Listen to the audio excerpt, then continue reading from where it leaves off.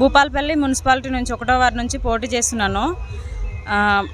మేము నామినేషన్ వేసిన దగ్గర నుంచి ఈ రోజు చివరి రోజు, ఈ రోజు వరకు మేము ప్రజల దగ్గరికి వెళ్ళి ప్రతి సెకండ్ వాళ్ళతోటి ఉంటూ వాళ్ళతో గడుపుతూ వాళ్ళ వాళ్ళ వాళ్ళ ఆలోచనలన్నీ తెలుసుకుంటూ వాళ్ళు ప్రతి ఒక్కరు నీకే కంపల్సరీ ఈసారి చేతి గుర్తుకే ఓటేస్తాం, చేతి గుర్తునే గెలిపిస్తాం, మాకు గత చైర్మన్ అయ్యుండి కూడా మనకు మా ఊరికి కానీ గడ్డిగానిపల్లెకి కానీ షెగ్గంపల్లెకి కానీ ఆయన చేసిందంటూ ఏం లేదు.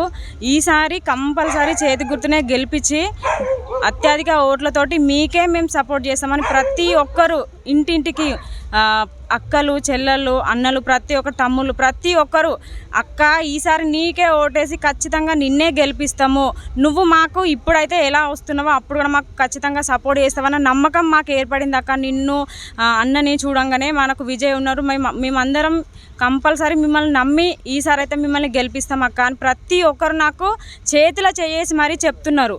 కంపల్సరీ నేను ఇప్పుడైతే ఎలా ప్రచారానికి వస్తున్నానో గెలిచిన తర్వాత కూడా ప్రతి ఒక్కరికి ఇంటింటికి వాళ్ళకి ఎలాంటి సమస్యలు ఉన్నా కూడా నేను ఖచ్చితంగా ముందుండి వాళ్ళకు ప్రతి ఒక్కరికి పేరున నీకు ఈ ప్రాబ్లం ఉన్నది అని చెప్తే ముందుండి ప్రతి పనిని వాళ్ళకు ఖచ్చితంగా నెరవేరుస్తారని భూపాలపల్లి మున్సిపాలిటీ పరిధిలోని 1వ వార్డు నుండి ఈరోజు మా కాంగ్రెస్ పార్టీ నుండి గౌరవ భూపాలపల్లి శాసనసభ్యులు గండ్ర సత్యనారాయణ గారి ఆశీర్వాదంతో బౌద్ధ శోభా రాజేష్ గారిని ఇక్కడ కాంగ్రెస్ పార్టీ నుండి భారీ మెజార్టీతో గెలిపేయాలని చెప్పేసి మా మీద నమ్మకంతో ఈరోజు టికెట్ ఇవ్వడం జరిగింది వీరికి. కాబట్టి మేము అత్యధిక మెజారిటీతోనే భూపాలపల్లి మున్సిపాలిటీలోనే ఆ భారీ మెజారిటీతో 30 వార్డులలో భారీ మెజారిటీతోని కాంగ్రెస్ పార్టీ నుండి 1వ వార్డు నుండి గెలిపించడం జరుగుతుంది.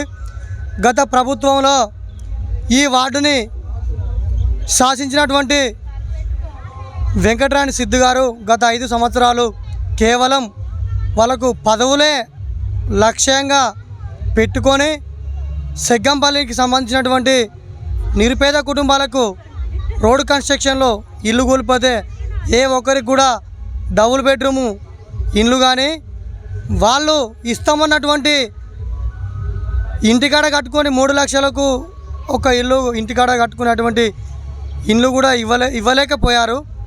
కేవలం ఓట్లు వాళ్ళ లక్ష్యంగా భావించి ఓట్ల కోసం మాత్రమే ఈ వార్డుని వాళ్ళు సందర్శించడం జరుగుతుంది.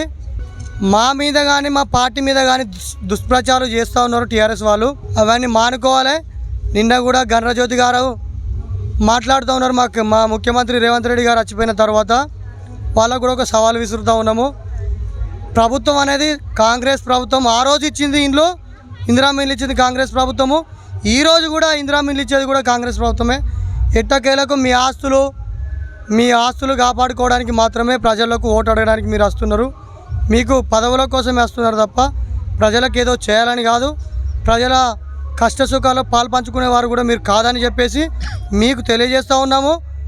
దయచేసి ఈ 1వ వార్డు ప్రజలకు మేము తెలియజేసేది ఒక్కటే ముఖ్యంగా చెప్తూ ఉన్నాము.